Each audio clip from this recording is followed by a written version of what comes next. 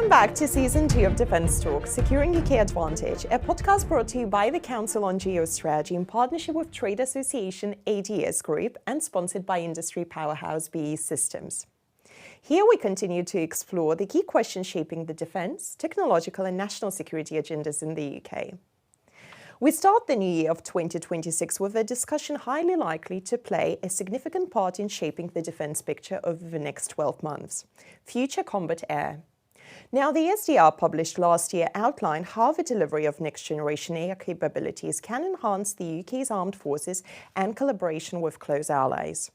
We are also 1 year on from the notable publication of a report by the House of Commons Defence Committee, which outlined several key areas to note within the topic of future combat air. Now, Paul, you were with me this morning. Yeah, and I'm very excited to be doing this episode, Victoria, because I'm from that generation, born in the 1960s, that had little plastic models of Spitfires hanging above our beds as children. And so I'm very excited by what future combat air could turn out to be. Of course, we're also at a time where we're waiting anxiously or with anticipation to see the Defence Investment Plan. And I think the other thing that's happened since our last episode is that the conversation on defence has finally happened, hasn't it? We've finally got CDS, we've got head of MI6, key politicians know, being very frank with the public about threats and capabilities. Absolutely, absolutely, Paul. And today we are excited to focus on the future combat air, delivering the flight capability of the future. And we've got two wonderful guests joining us to talk about it. With me on my left is Richard Berthon, is Director Future Combat Air at the UK Ministry of Defence. He's been in the role since January 2020. He is the MOD's lead for Future Combat Air strategy and programme delivery, responsible for the acquisition programmes and investment plans for future combat air capabilities. And this includes establishing the Future Combat Air acquisition programme, delivering the technology initiative, partnering with industry and leading international partnering. He joined the MOD in 1998 and has served in a wide range of postings for the MOD and the FCDO. And we are also absolutely delighted to be joined by Herman Claesen, who is the Managing Director, Future Combat Air Systems at BAE Systems. Now, Herman leads teams of people responsible for shaping the next generation combat air capability for the UK and the design and development of 6th generation combat aircraft being delivered through the Global Combat Air Programme. He has also enjoyed a diverse 30-year career with BAE Systems, both in the UK and internationally, including Saudi Arabia, Far East and Europe. He was previously CEO Eurofighter GmbH, based in Munich, Germany, and he's also chair of Edgewing, a joint venture established in June 2025. So, gentlemen, welcome, and we are absolutely delighted to have you with us here this morning. Now, I think, Paul, we need to start the conversation by clarifying what exactly certain abbreviations mean. FCAS, you'll hear it said again and again in the defence world. It obviously means, for us, Future Combat Air System, but could you both give us your best shot at explaining what that is? Because it's a system, not obviously just a thing or platform. Richard. Victoria, Paul, thank you very much, and thank you for having us here today. It's a great pleasure to talk about the Future Combat Air System and the Global Combat Air Programme. I'll try to unpack the acronym and the title a little bit, and just starting with the very basics, combat air. Two things to say about that. Firstly, combat air performs at least three of the roles of air power. Control of the air predominantly, but also strike and intelligence, surveillance and reconnaissance. The combat bit comes from the fact that these elements go into harm's way, downrange, alone and unafraid, able to operate and survive and fight in a difficult, denied environment against threat. And that's really where the combat air element comes from. The system part. Historically, we've operated with a range of different aircraft performing that function. At its widest sense, it's all of the elements of a combat air system, including wide-bodied aircraft such as Wedgetail E7, performing ISR functions, air-to-air refueling aircraft, and so on. So this isn't just a system comprised of fighter jets, but it in its widest sense is a much wider military system. But the programme that we're responsible for is very much focused on the parts of the system that go downrange into a threat environment, hence combat air system. The future part of it, we currently have obviously a fleet of Typhoon and F-35B aircraft, but we're thinking about what the system looks like for the future, and we are specifically looking at the 2035 and beyond timescale for this program. Beyond that, it's a system that needs to plug together in an integrated way, perhaps, that we've never done before. So rather than thinking about different elements of a system and then plugging them together, we're starting with very much system thinking. How do we design the components of a system to achieve an effect? And of course, the enemy gets a vote in what that is going to be. Presumably, this is being designed with a fairly clear view of the kind of threat that it might be going up against. We're well into the era of A2AD, denied environments. How does that change the thinking compared to the previous iterations of aeronautic engineering, where you've very much not been in that kind of environment? Yeah. I think we've described in the SDR pretty well the sense of a threat that's accelerating, it's proliferating. The sort of A2AD, anti-access area denial, air defense capabilities that you refer to are becoming much more sophisticated, much more connected, and much longer range. And that makes our job incredibly difficult.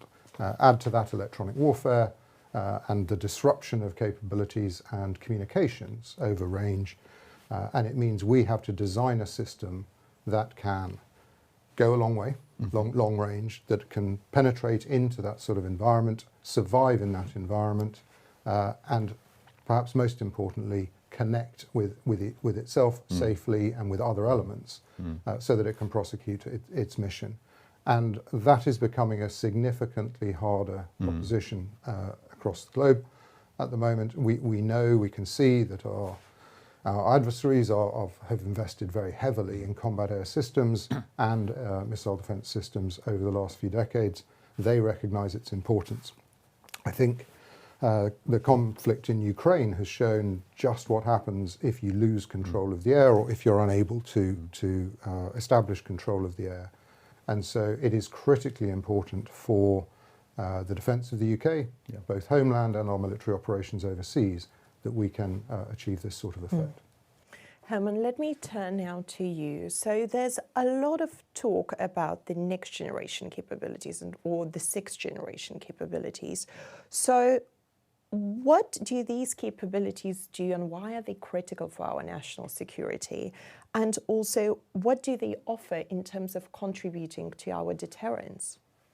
Viktorija, Paul, thank you for having me here as well, and to be able to contribute to this very important and exciting topic indeed. So, sixth generation capability, that's what we refer to, that's what the next generation combat air capability sometimes gets referred to.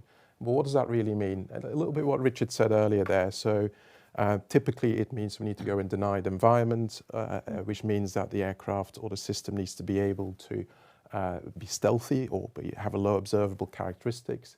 It needs to be able to handle a huge amount of information, more data than we've ever seen before, to help with that decision making and underpin the operator in achieving its operational goal. And that's the trend we've seen from third to fourth to fifth, from Tornado to Typhoon to F-35, and now into the next world in GCAP. That trend of low observability, data management continues to prevail.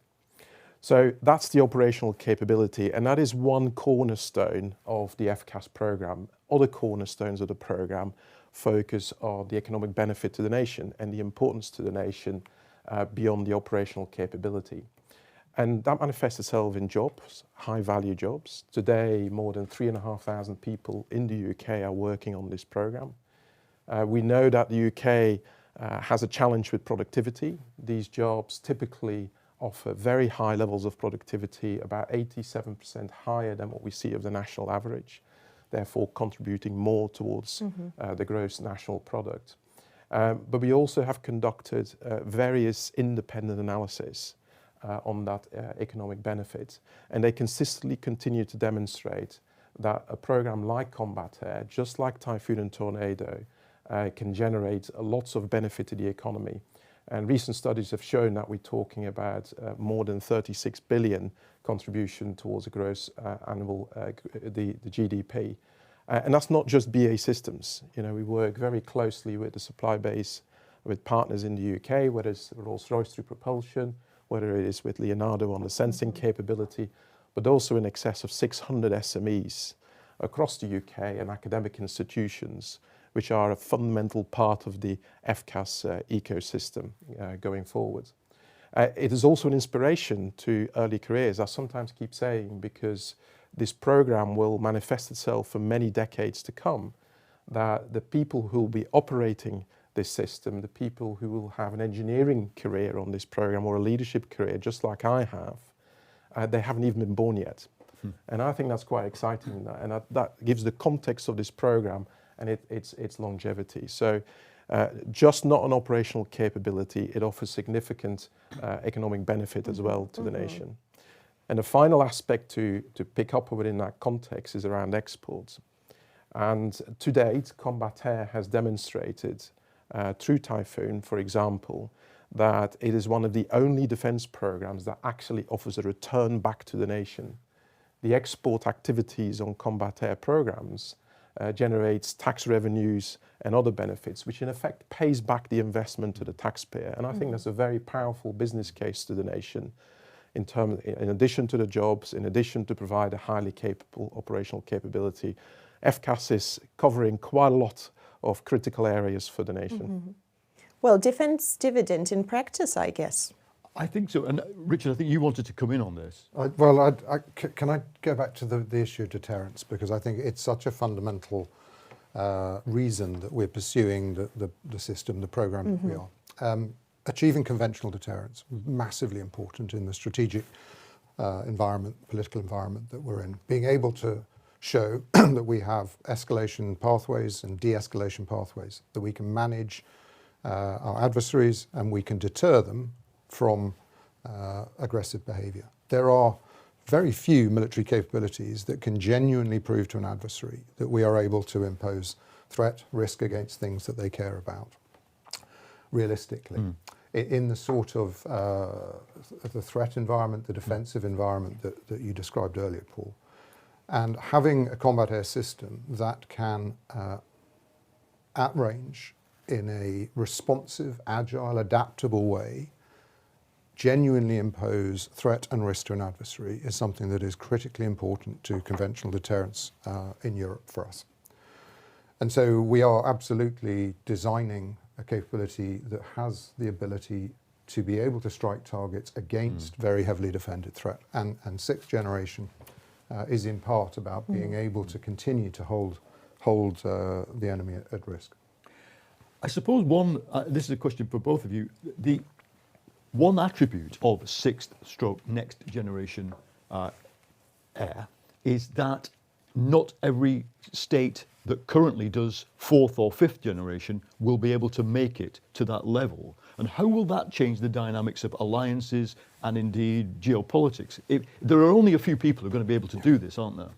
Yeah, I think that's absolutely right. And perhaps there's a question of what is sixth generation. Yeah, exactly. We can see with fifth generation, essentially the change was the addition of additional low observable characteristics and a degree of being able to sense and process huge amounts of information on board. What's sixth generation? Well, it needs to be able to stay survivable against even more difficult threats. But perhaps the biggest thing that differentiates sixth generation from fifth is that it needs to be able to share that information, not just with itself and process itself, but also share it across a combat air environment and even more so in a multi-domain environment. There are going to be very few countries that can genuinely do sixth generation. The UK is one of a really select handful that can do that. And I think we're seeing the US have clearly announced their F-47 program, are moving at pace. That investment shows just how important, but it's important that Europe has that sort of capability for itself, and that's why we built the partnership we did. I think it's interesting to see at the moment, if you look at the UN Security Council, every single nation on there currently is running a 6th generation combat air program, so proving your point to some degree there. But what's also inherent, in particular to the UK FCAS strategy, is that we never do this on our own. We do this in partnership. That's how we've been doing combat air for many decades. Again, going to previous programs.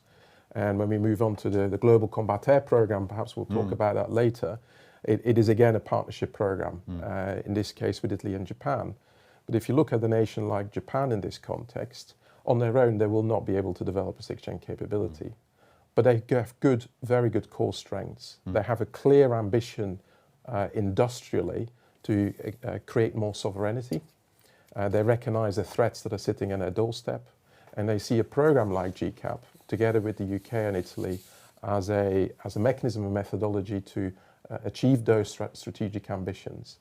And we've always said on the program, on the GCAP program, that it is a program international by design. So we will always be looking for other partners, for other nations to, in some shape or form, depending on what level you enter, I guess, what entry ticket you buy, to be part of the journey and to develop, ultimately create the national 6th generation capability. So I suppose that's a good cue to go to the next acronym, isn't it? We're slightly jumping the gun, but shall we go to GCAP? Yes, Paul, I think it's time to discuss the GCAP. So, gentlemen, 2 questions here. First of all, why GCAP is important for the UK and also for other free and open nations around the globe? And secondly, how does it compare to other similar programs which are currently being developed, let's say in the US, or also between France, Germany and Spain? So the GCAP program, so as Richard said earlier, so first of all, reiterating FCAS as a system, as a total system, is not just one thing. It is a collection of things that ultimately deliver that operational capability that we need in the future. And then one of these very critical, important components is GCAP, or the Global Combat Air Program, or the manned fighter, optionally unmanned, which is an essential part of that system. Sometimes we refer to as the quarterback, the organizer, which looks across the total battle space and connects everything together, makes decisions. But it is a lot more than just an aircraft. It is a strategic alliance. It's a connection between 3 nations, both from a government and industry point of view, that creates alliances, strategic relationships around defence and security to achieve that operational goal. Just to build on that, I think as part of that combat air system we described earlier, it is vital that we have at the heart of it a capability that can achieve that range, survivability, connectivity, and particularly compute power to take sensor inputs from across the force, make decisions at pace, downrange, in order to be operationally effective against this sort of threat. That requires a really complex air system, combination of systems, and to do that, it's a very technically challenging and an expensive business. And it requires partnership between countries to bring the best of their industrial strengths and their technical strengths and yes, investment together. Herman and I have been involved together in building this partnership with Italy and Japan. We chose the name carefully. It is genuinely a global program. People used to challenge of how can Europe sustain more than one combat air program. We thought we would break the mold and innovate, and we're very fortunate to have Japan working alongside us and the Italians together. So it is a genuinely global approach to the capability. I think what sets GCAP apart from other programs that are going on in parallel, it is genuinely 6th generation. We, Japan, Italy, UK, all operate 5th generation. We have a good, strong understanding of 5th generation capability, and we know what is needed to go the next step further. We've got the technology, we've proven a lot of those technologies, and we've invested in them jointly over the last 5 years or so to make sure we've got them ready for the program. Alongside that, I think we are willing to work with other partners. We are genuinely a partnership of peers who are operating in tandem. It's not a program which is led by a single nation. And that gives us, I think, the strength of political support for the program, which is incredibly important in something as challenging as this. It also allows us flexibility to have our sovereignty as three nations, incredibly important to us, but to not have to pay for that individually. And I think what we've seen is we're able to pool resources to achieve each of our respective national sovereignties, but without paying the full price. We can also bring in other partners if we choose to do so, and we've designed, all of the partners agreed in the outset that we would look at bringing additional partners into the program in due course if that was appropriate. I think it was interesting to see as well, Richard and I attended in Tokyo in September the Defence Security conference that was hosted on the Prince of Wales carrier. And the Secretary of States of the UK for Defence, the UK and Japan both stood on the podium and talked about the importance of defence security relationship between the Asia-Pacific nations and the North Atlantic. And they hailed, or they mentioned GCAP as a critical enabler of that security relationship between those two parts of the world. We sometimes refer in the past as Typhoon having been the backbone, or is the backbone, of European air defence. I think with this program we now have the opportunity to make GCAP the backbone of North Atlantic and Asia-Pacific defence, which is an important aspect, I think, when we look at the kind of threats we're facing today, but also in the long-term future.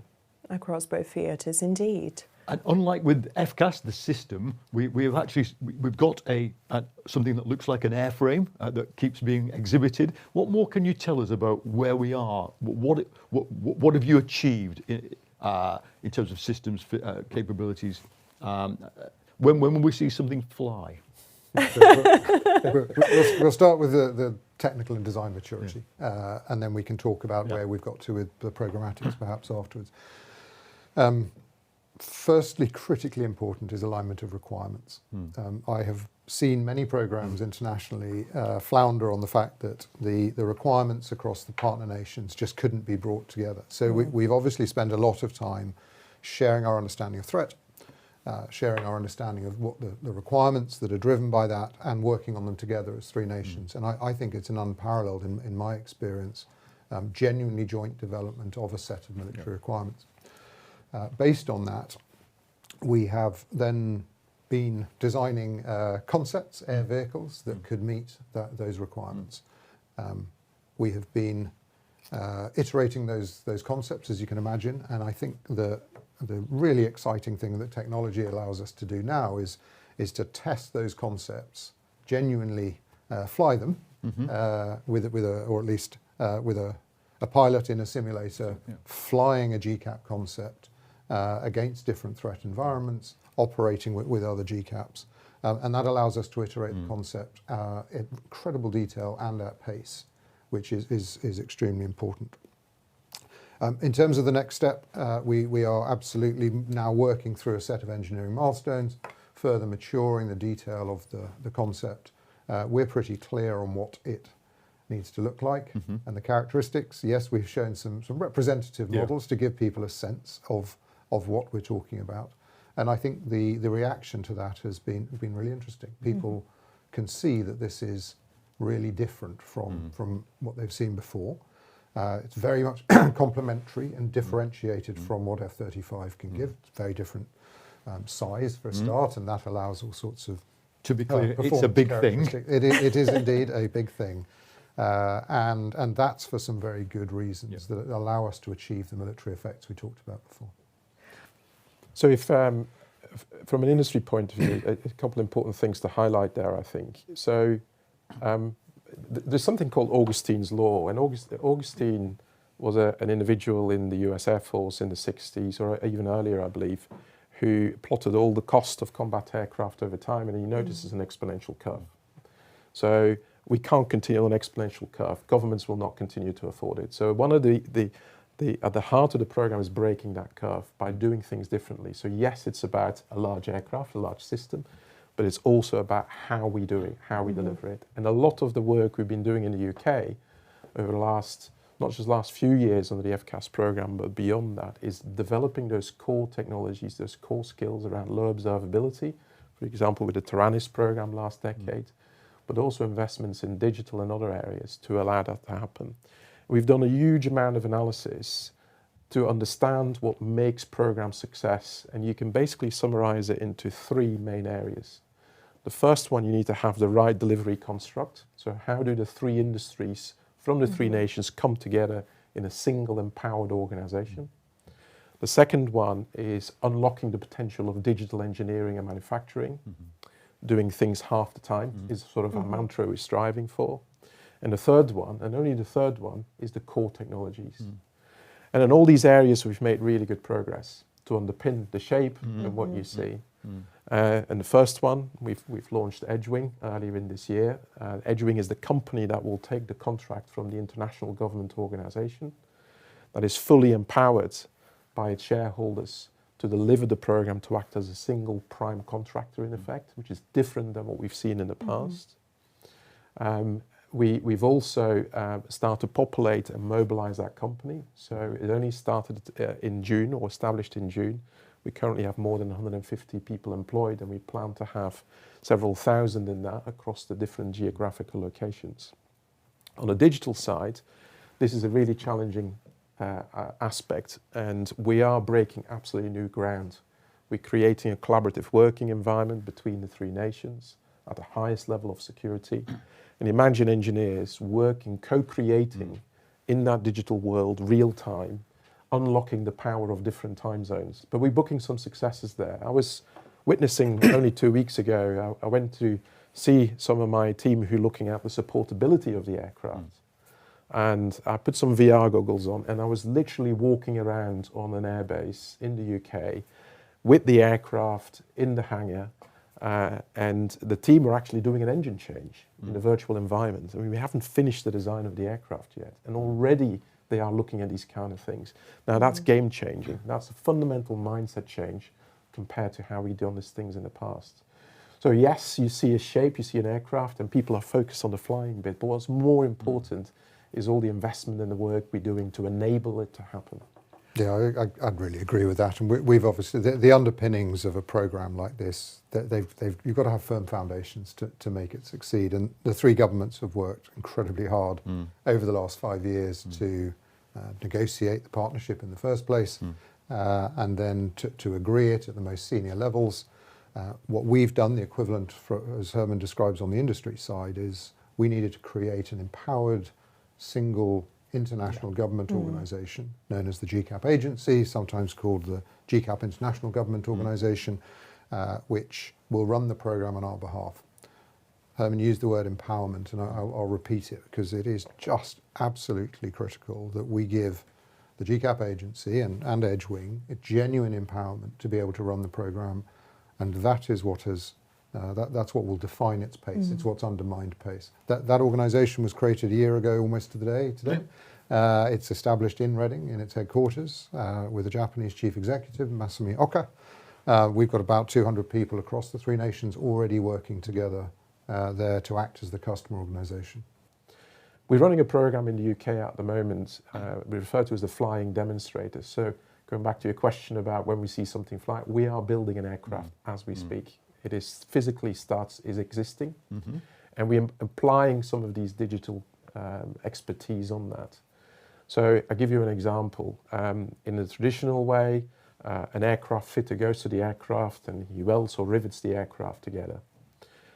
In the new way, we're doing it now, the person first goes into a virtual cave, they put a VR goggles on, and he manhandles in a digital world a piece of airframe into the space to make sure that it works, how he needs to put his hands, how he needs to maneuver it in before he or she goes to the aircraft. And this is just one little example. We have many more examples around software and mission systems capability where we're in effect flying the aircraft real time in the real environment, because that's what we can do with models, to pretend it's actually already flying. And with these demonstrators, it's not finished its build yet, but my engineers are now giving me the feedback that they already have enough information to certify the aircraft for flight, and that's unheard of. Yep. You know, that the competitive of previous generations, this is black and white difference. And it's occurring to me as you're speaking that level of asymmetry between the producer and owner of this technology and an end user who may be an export client is going to be large, probably larger than 5th gen. Am I right? I think yes and no. And why is it an ambiguous answer? So if you look at any air force around the world, they constantly need to adapt their solution. Yeah. And in the current mechanisms for a country which is not part of the core nation, like the core nations, let's say, they're relying on the core nations to do that for them. But this solution that we're currently developing is because it needs to be highly agile. The notion of it takes 2 years before there is a new piece of kit on the aircraft doesn't work anymore. We're working with open system architectures. Right. It's a little bit like your phone. Yeah. If you take 2 iPhones, they're not the same, but they're the same hardware and the same operating system, open architecture, but you each choose your applications. So bringing it back to your example of an export nations, they could write their own applications. Okay. They could do their own sensor models, their own control models, and place it in an open architecture environment to create their own version of the equivalent Apple iPhone, if that makes sense. I get it. Yeah. I mean, we talked earlier about the differentiation between what we're doing and maybe other programs. It's really important for customer nations or partner nations these days to have a sense of sovereignty. They want to be able to modify capabilities to meet the threat and sometimes the technologies that they have. And I think GCAP, with that open system architecture Herman describes, gives us and them the opportunity. No, they don't have to have all of the fundamental skills that we have provided, but they can achieve a degree of sovereignty that's much greater than if they were just a customer in another. Now, this program, of course, is incredibly significant and also incredibly complex. Now, the timeline set for the program, I believe, is 2035. Am I correct? Yeah, we're using 2035 as a target date. We're still in the middle, of course, of defining the program, but we aim to shoot as close to 2035 as we possibly can. But there's still a lot of work to be done to understand in intimate detail on how the schedule will pan out as we go forward. So what is the recipe when it comes to succeeding and delivering on time and within the budget that you've got planned for this program? Well, I think it comes back to what I said in the past, before. So we've done a lot of analysis, and having the right construct typically accounts for about 60% of the success. So Richard, as he described, the JIGO of the government international organization, us, the joint venture in Edgewing, are a critical part of making that happen. And I have the fortunate and unfortunate experience from Typhoon. I was the CEO of Eurofighter. I sat in Munich, the top of the tree by figure of speech, managing the program. And it was challenging to find all the levers to control the program. Eurofighter had an incredibly successful program, but I clearly observed that for a next generation, and exactly as you described, how do we keep time and cost? There's an opportunity for an evolution in that construct, and that's exactly what we're implementing. We learned a lot from others, from the London Olympics, from the nuclear environment, from other big joint ventures and collaborations we've set up to create this one. So that's a very, very important part of achieving time and costs. I mentioned earlier the digitization. I mean, this has phenomenal opportunity. We're running demonstrations at the moment whereby we can do from requirements to certification potentially in hours instead of months. And there's other examples like that allows us to really shorten the time. It is challenging to implement in this highly secure environment, but we're making some good strides, and we have a really strong plan and a very big ambition to achieve that. And of course, there's technologies, and we've been very privileged, I would say, in the UK compared to other nations, thanks to the UK government, also thanks to industry investments, to really get the core technologies for a 6th generation program in place. I mentioned earlier the Deterrence program, a low observable unmanned combat aircraft that flew more than 10 years ago, but the technologies are absolutely still relevant today. And the engineers who design GCAP today learned their trade on that program 10 years ago. And that's just one example of the investments we're making. There are many others in the engine domain, in the sensor domains, as well with our partners in Leonardo and Rolls-Royce, that allows us to control the risk on the program going forward. But it remains an incredibly challenging program. But I think we've made some fantastic first steps. If you look at where we are today on the program on GCAP and compare it to the equivalent point of Typhoon, is about half the time. And we, of course, will endeavour to continue to keep that half a time mantra alive as we go forward. Your description of a recipe required to achieve pace in the programme is a good one, and there are so many ingredients required to make the recipe work. How we define our requirements and when we try to achieve them, ensuring an incremental approach to capability delivery rather than trying to do everything in the first iterations of a programme. The technology allows us to have a block strategy that can genuinely apply different capabilities over time. The sort of government and industry structures, empowered structures that can actually allow decision making to be done by the programme and not have to rely, as Herman and his experience in other programmes, always having to go back to partner governments, always having to go back to partner companies for even quite simple decisions. We've put the GCAP agency and Edgewing's headquarters together so that they are literally working day in, day out in each other's company, solving problems together. It's just a collection of some really profound ingredients like digital engineering, model-based system engineering and certification, so on, really critical. The digital enablers that underpin that, allowing us to work at paces that we could never have done in programs before. That combination of ingredients is all of them are required, and we're working on them to plug them all together at the same time. It's incredibly challenging to do that, but exciting. We sometimes use an analogy here, maybe not an entirely appropriate one, but to give you an idea, the amount of data that flows over the World Wide Web in Edinburgh in any day is about the same amount of data that the aircraft will compute on any point in time. This is really fascinating. Well, I mean, the pace of innovation is really astonishing, and it feels like everything is just speeding up each day. How do you future-proof something like GCAP when you think about not even years, but decades ahead? Yes. What is the strategy? So we're in a very critical phase of the program on the point you mentioned there. So the first thing we're doing today is making sure that all the physical attributes of the system are future-proof. Will it be able to carry enough sensors in the future? Will it be able to carry enough payload in the future? So the concepting work we're doing today, in very close collaboration with the government requirements managers, aims to address that.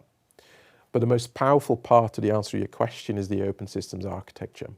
So it is, again, I made a comparison with your phone. It constantly evolves.